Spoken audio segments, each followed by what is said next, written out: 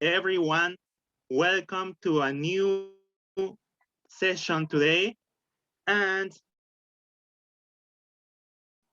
I'm very glad that you are here, that you have joined, because today we will cover the second part of the lesson number 10, playing and creating. Last session we saw the part of topics, and today we will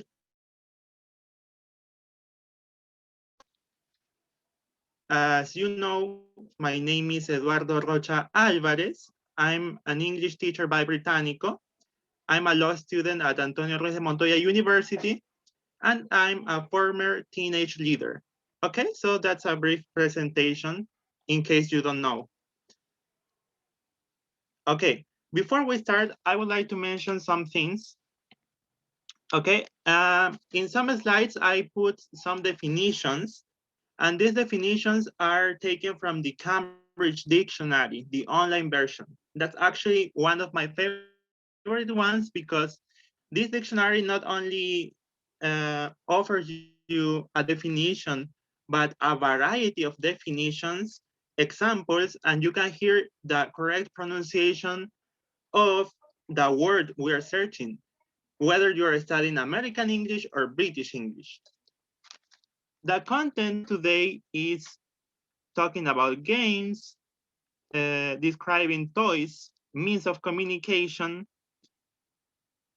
past abilities, asking for favors, and real present situations. So let's get started. Talking about games. Are games? Well, okay, here we have a short definition for games. It says game, it's an entertaining activity or a sport, especially one played by children.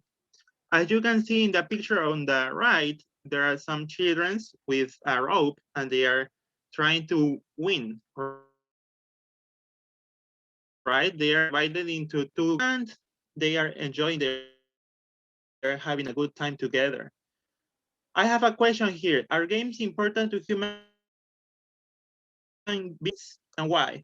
The answer is yes, because they allow people to learn things and develop certain skills. Okay, one sec. Okay, so in the definition, we saw that this is played by children especially, but they are not the only ones who play because sometimes parents play with their children, or maybe in high school, teenagers, adults play. For instance, men tend to play football here in Peru. In the United States of America, they play American sports like basketball, volleyball for women, and other well-known games or sports that we know, right? Okay, so I have a second question here. Do games permit learning strategies and interacting with other people? Yes, because they help participants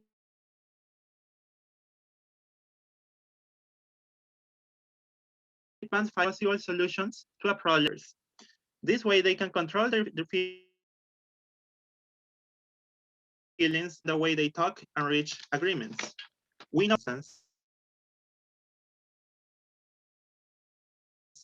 and when playing, they can feel sympathy for others, and that's obviously the aim of these games. So we can say that games have educational function. As we can see in the picture on the right, there are six little boys. They are playing soccer, and they have to coordinate not only their movements but how they interact with each other, especially the ones from the same team. Okay, let's move on. Was playing games before the same as now? Okay, in the picture on the left, what do we see? We see a group of people making a circle around a guy, and they are playing. I don't know exactly what the game is about, but we can say that it's an outdoor kind of game. While in the picture on the right, we can see a man who is playing video games. And that's pretty common nowadays. Well, when I was a child, for instance, I used to play as in the picture on the left. That is why I don't like video games much. I don't like video games much. Mm, I don't know many video games actually. When I was a child, I got a PlayStation 1 until it didn't work. It no longer worked and I didn't do anything about it. But I acknowledge that that's a way how many, not only children, but teenagers enjoy themselves nowadays, especially during quarantine. Now that we're in quarantine here in Peru, we need to be confined in our houses and we can't do outdoor activities, not as before as well, at least. But not everything is different. There are some things that are exactly the same. What have remained the same? Well, I would say that before and now, we all play board games like the ones we are seeing now in the screen. We have Monopoly, we have playing cards, we have drafts, and chess. I think these four are a classic, like classic games we have. And I don't think that a person can get bored when playing these games because you have a good time with your family, with friends, and it's an opportunity you have to exchange ideas, to talk, to laugh, and it's fun. In many occasions, we play these kind of games when eating some snacks like French fries and other things, who knows. Okay, so the third point we are going to cover today, as I mentioned at the beginning, is describing toys. So I have a question here. How can we describe toys? The answer is simple, by using adjectives. Adjectives need to follow this order. We have here a chart so that it's more interactive for you or more dynamic for you to learn this. We have opinion, size, age, shape, color, origin, material, purpose, and finally the noun. Okay, about a noun or about an adjective, what do we know about adjectives? Adjectives tell us something about a person or a thing, as we saw in a previous lesson. They modify nouns or pronouns names.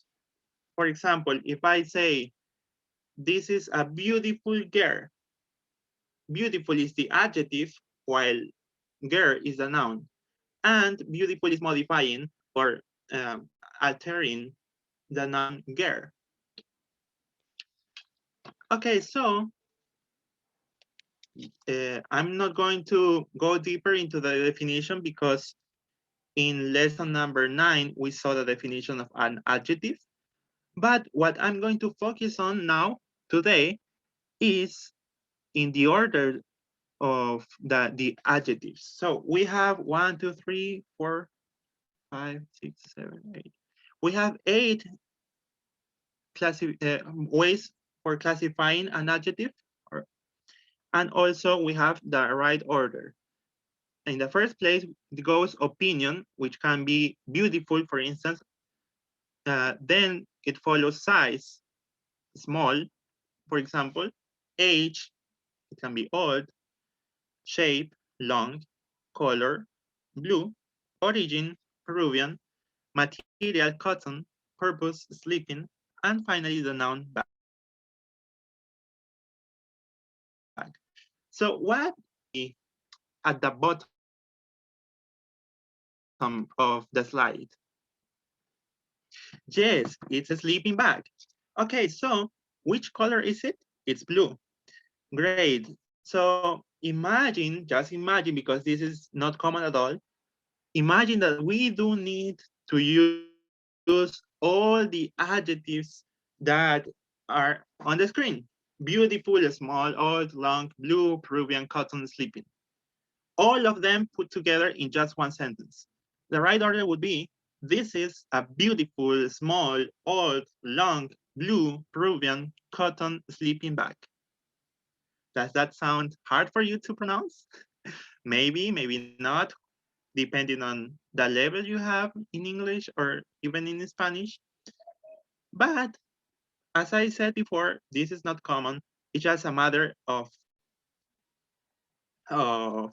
knowing the right order in case we don't need. But we're going to see an example now, okay?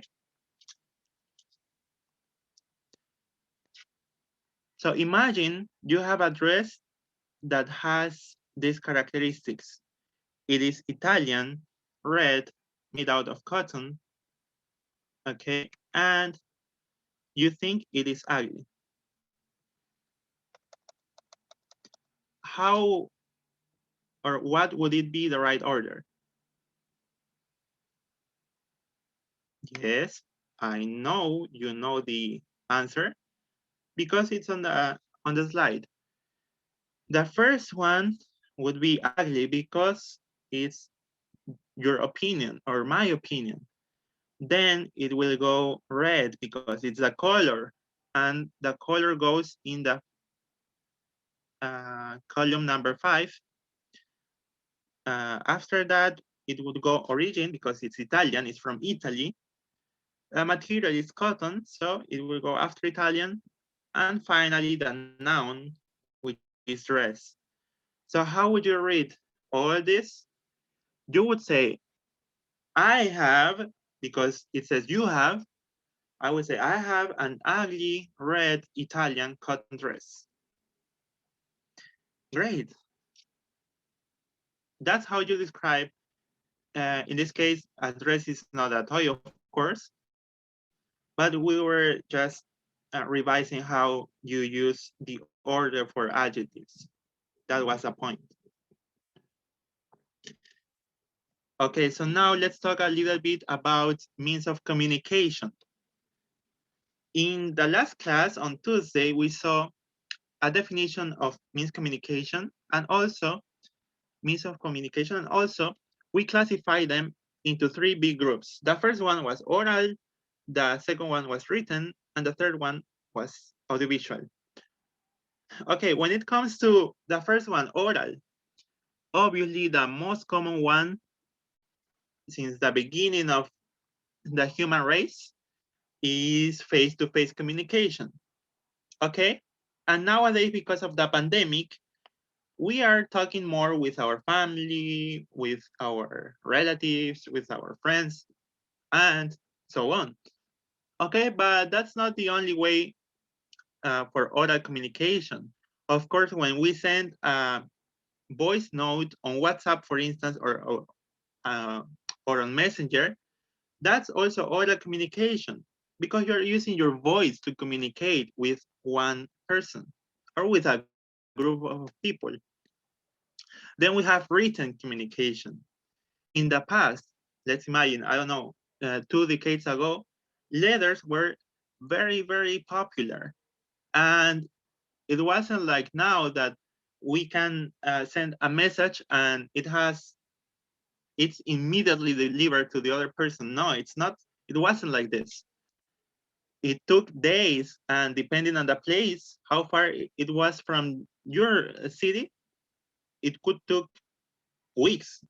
I don't know exactly. But okay, nowadays we also have letters, even though they are not as useful as it was before, as they were before. But also, we also have online platforms such as Gmail, Yahoo, Outlook, and other sites to send messages. And they are normally formal when we want to do a request or when we want to complain about a product or service we got. So we use an email. But we also had audiovisual, which was perhaps this is the zoom up. It has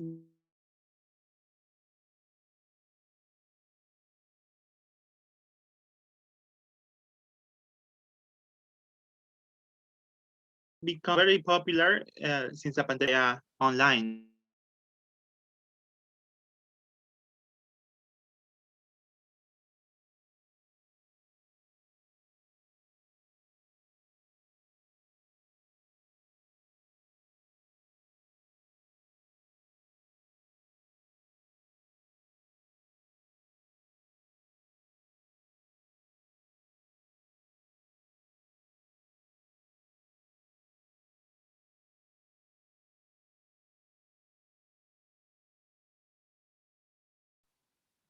Okay, excuse me, that was a connection error, but we're going to continue now.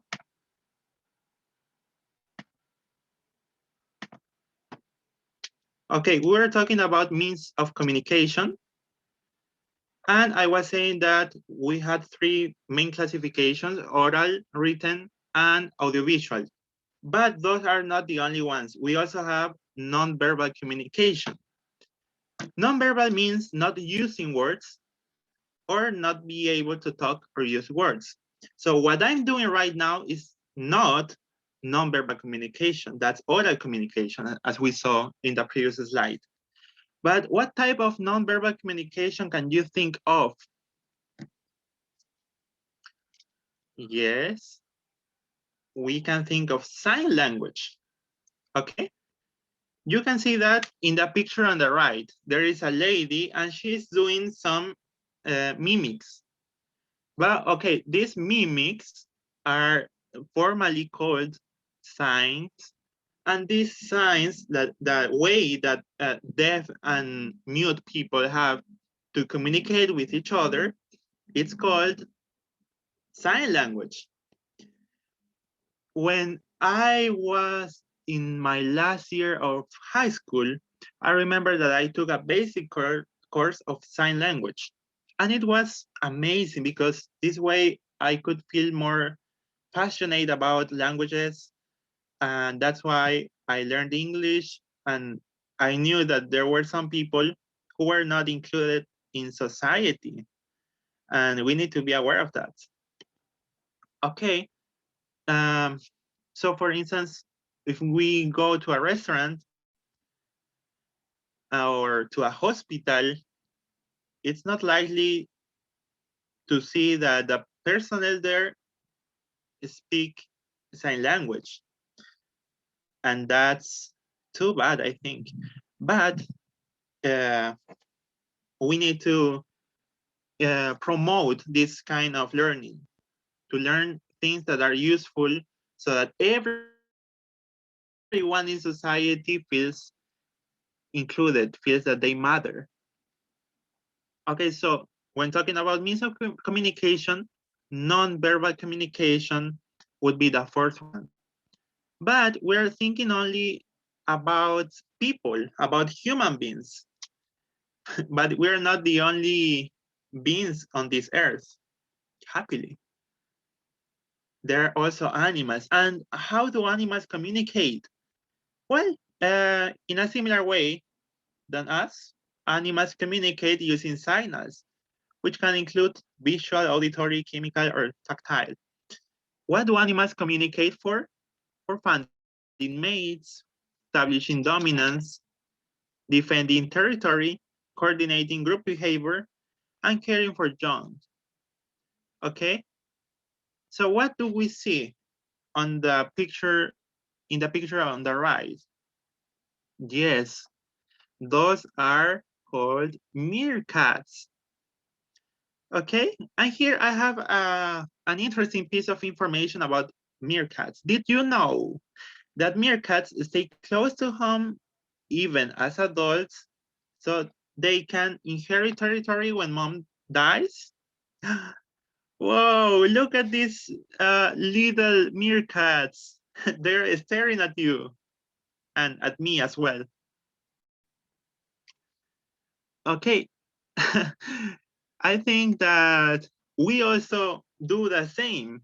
We stay close to home so that we can inherit our houses or our parents' houses or our grandparents' houses and so on. But that's an interesting piece of information for you to know. Okay, so here I have some animals with a special kind of communication. Okay, so the first picture shows an image of parrots. You know that parrots are birds with different colors. As you can see, they're very colorful. Of them are red, some of them are yellow, some of them are green. I think the green ones are the most common ones, the ones that we know. But we also have blue and orange, perhaps. In the second picture, we have fish, right? And these fish are like Nemo. I'm pretty sure that you have watched this movie because it was very, very well known. And finally, we have dolphins. Okay, what do these animals have in common? They, okay, what they have in common is that they communicate with each other through sounds, okay, through sounds. In the first case, well, in general, we can say that animals do not talk, but I think we have to make an exception when talking about parrots, because even though, although they don't talk as we do, they can repeat. They can repeat words, and it's very funny. I don't know if you have ever had a parrot at home, but it it has to be, or it must be hilarious, like listening to what the parrot says after you have mentioned something. I suppose that it's a lot of fun. But some fish, not all of them, but some fish can communicate with each other by making sounds. And also dolphins. I love the sounds that dolphins make. I don't know exactly why, but I think it's nice, it's cute. Great. Okay, so now we're going to talk about past abilities. When we talk about past abilities, we use the following. We can use was and were able to. The second one, managed to. And the third one, could. Okay? Of course, we use was with the pronoun I and were with, okay, was with I, he or she, and were with you for the singular and plural form, and with they as well. What do we see in the picture on the right? Okay, we see some children. They are doing some handicrafts, apparently. They are painting, they are drawing, they are cutting pieces of paper and doing other things, probably at school. But that looks like a house also, or a classroom. So what do you think of when you see a picture of children? Well, in my case, I think of my time at kindergarten and also at primary school. I do remember the things that I did when I was a schooler. And okay, obviously I feel happy, I feel amazed. On the right. But when I think of my childhood, I can think also about my abilities, my past abilities, as it mentioned in this topic. So I can say that I was able to draw in a good or excellent way. Why? Because I didn't have to worry about the things I have to worry about now. So my only concern was to draw in a perfect way and show this drawing to my mom when I uh, got home. Okay, I don't think that I'm able to draw nowadays because I study other things. I'm not an artist, but I can say that I was able to draw. And not only because I could do it, but because it took me some effort. And we will see that uh, later on. Okay, and let's move on. Okay, was able and were able to. When do we use this? We use it when someone succeeded in doing something that was a challenge or took a special effort. Okay, it is for general occasions, but it changes for different persons. Remember that we can use persons when it's formal, because normally we say people, but if it's a formal conference today, we can use persons. Let's see an example here. After climbing for 6 hours, they were able to reach the top of the mountain. We can see that in the picture on the right. There isn't a group of people, there is only one guy. He is in the top of a mountain. But of course, so as to get there, he has had to climb all the way from the top, from the bottom of the mountain till the top of the mountain. When we say that it's for general occasions, it means that it's not for a specific occasion. Okay, great. Then we have the second one, which is managed to. It is also used when succeeded in doing something that was a challenge or took a special effort. So it has a similar use to was or were able to. However, this phrase puts a little more emphasis on the challenge or how much effort it took. For example, after climbing for 6 hours, they managed to reach the top of the mountain. We can see that in the picture on the right. In this case, there are 3 people in the top of the mountain, and there is a guy who is trying to get to the top of the mountain, but perhaps for him it's too difficult. We don't know exactly why, because we're not there, but probably because he's too tired and he has no more strength to continue by himself. So in this case, manage to puts more emphasis on the effort, in this case, the strength that it took for him to get to the top of the mountain. And finally, we have could.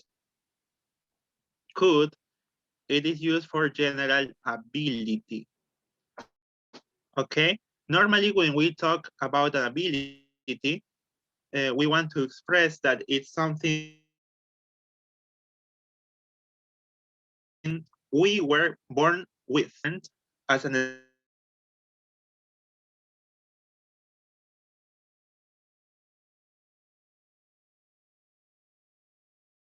skill, but it's something natural, and it's used with all pronouns.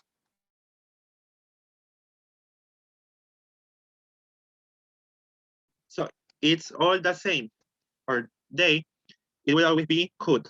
It doesn't change. When we have two main verbs together, we cannot put could between them, okay? Let's illustrate that. For example, with the sentence, I'd like to swim, it's okay to say, I'd like to swim, but it's not okay to say, I'd like to can swim. No, that doesn't sound right.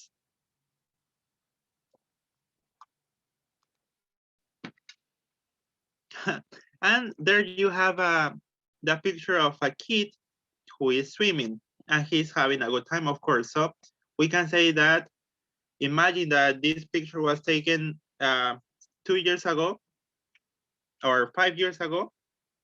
We can say that he could swim. He could swim, yes. Okay, now let's move on to the next section of our session, which is asking for favors. How do we ask for favor?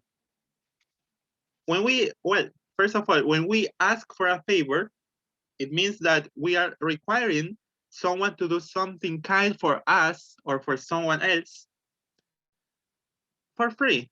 So there is no payment uh, in between. So here are some phrases to ask for a favor. Would you do me a favor? Could you please plus the verb? Could you possibly plus the verb? Could I ask plus the verb in infinitive form? Would you mind plus the verb plus ing? And finally, may I plus the verb? Okay, when I say plus the verb, it means that it's in the infinitive form, by the way. Okay, so probably you already knew these forms, these forms for asking for favors, but even though it may be obvious or clear, it's always good to remember. So that's why I'm reminding you of these ways. And it's not only kind, but I think it's necessary, especially in this kind of situation that we are living in our world, because we are in our first pandemic and hopefully it's our last as well. But you know that the fact of being at home almost all the day and only going out to do the groceries, and when you do the groceries, you have to make long queues or long lines. It's very stressful.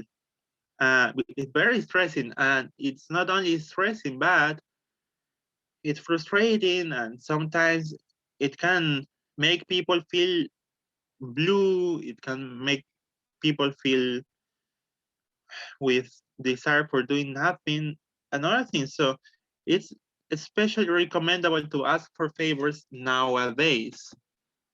And here you have some ways to ask for a favor.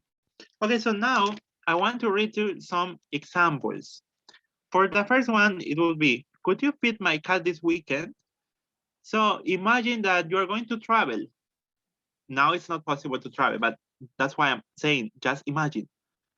You're going to travel to the highlands or to the jungle, and you have a little cat for a pet. For obvious reasons, you're not going to take your cat with you because it's not allowed to in the bus company or in the airline. So you need to find a person for the cat to be with, and this is going to be probably a relative or a friend. So that's how you would ask this person to do this big favor for you. Could you feed my cat this weekend? Or for the period of time you're going to be out. Then we have a second example for the second case, which is, could you please lend me your book? Perhaps this is a question that a university student is asking to another classmate, to a classmate.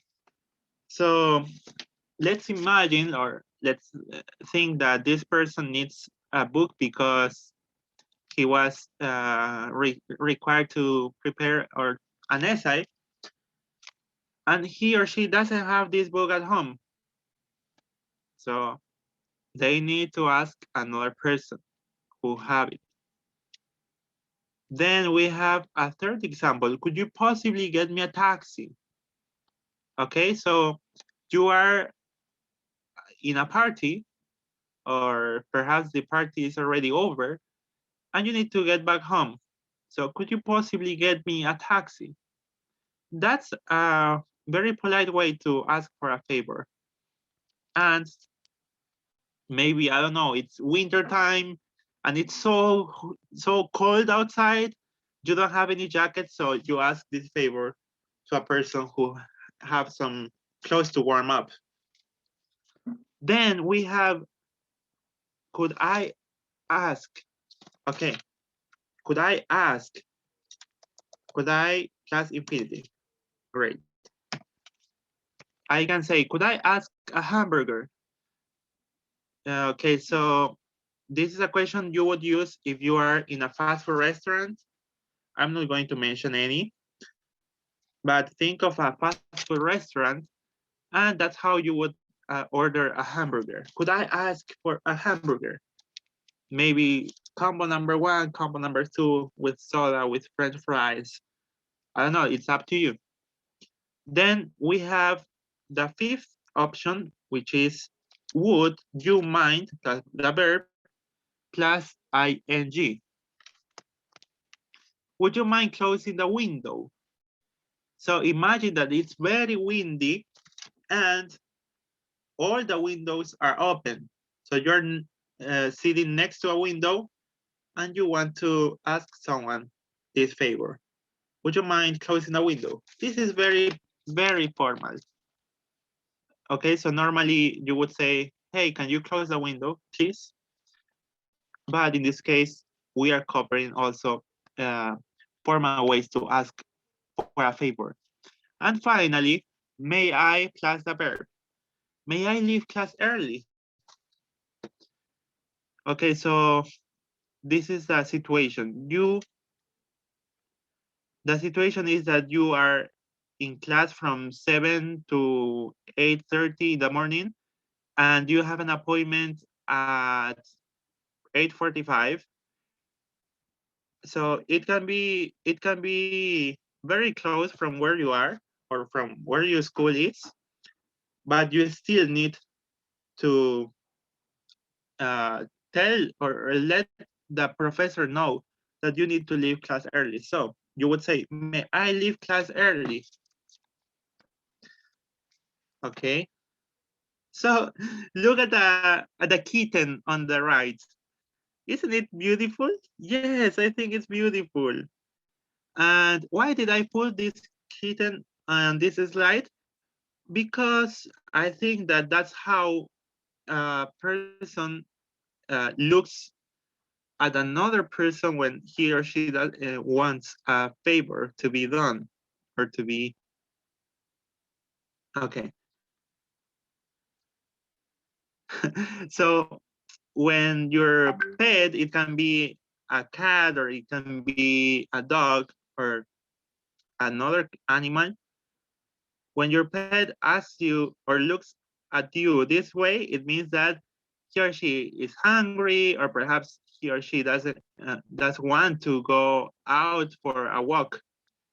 So please pay special attention, because as we saw, animals have a special kind of communication with each other, but unfortunately, they are not able to talk. They only have nonverbal communication, we can say, because they can make sounds or they can make movements, and this way they can communicate with each other. But that's the way they have to let us know something is by making sounds or looking at us with this special face. Okay, the last point of our session today is a real present situations. In a real present situations, the sentences have two clauses: the if clause, past simple, and the conditional verb would or could clause. How is this called? This is called second conditional. I'm I'm sure that you know about this conditional. Okay? So we are going to see an example now. Let's see an example. If I had children, I would play Ludo with them. If I had children, I would play Ludo with them. That means that I do not have any children. I'm just imagining. But I think it would be great. Why? Because children are always willing to play with us and they want to get their parents' attention. And that's why it's so important to make them feel loved. So if you have if you have a child, excuse me, please play with them. Okay, spend time with them because childhood only happens once in our lives. And we need to be aware of that. Okay, so look at this little kid on the right. Isn't he smiling? He's smiling. Why? Because he's having a good time. With whom? We don't know, but probably with his mom. Okay, here we have one more example. If I won the lottery, notice that won is in past simple, is the past simple for win. Then we have comma, I would travel around the world. Why did I mention the comma? I know that you can see the same as I'm seeing, but I wanted to put emphasis on that because below we have a second sentence, which is I would travel around the world if I won the lottery.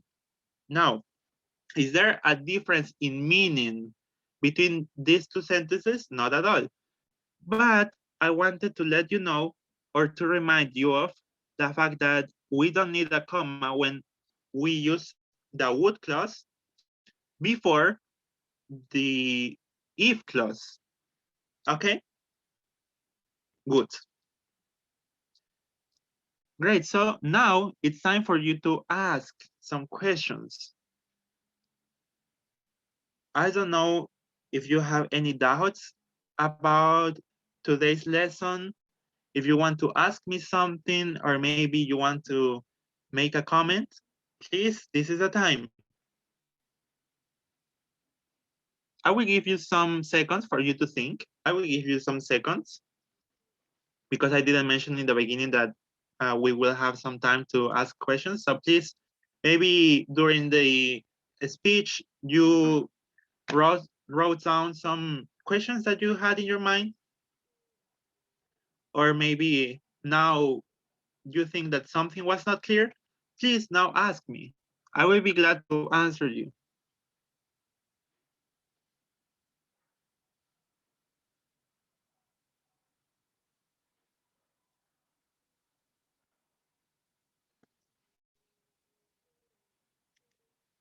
Okay, so does anyone have any question?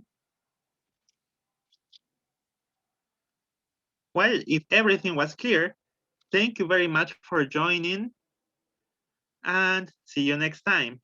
So here you have my personal contact information. In case you want to send me an email, please don't hesitate to do it. And also if you want to send me a message on WhatsApp, here's my phone number and my email, erocha725@gmail.com. Thank you very much for joining again. See you next time. Bye.